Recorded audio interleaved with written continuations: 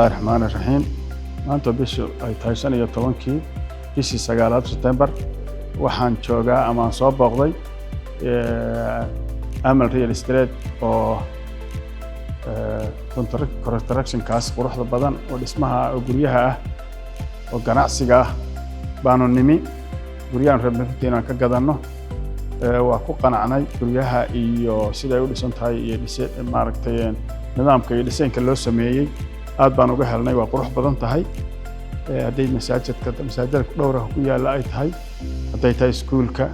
haday tahay baarkinada iyo maaragtay dhulka loogu talagalay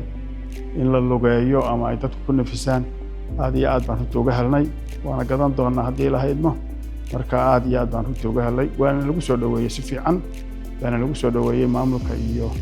maaragtay maamulka jooga iyo shaqaalaha aad iyo aad baan ugu faraxsanahay si aad nagu soo dhaweyseen waa ku faraxsanahay marka insha Allah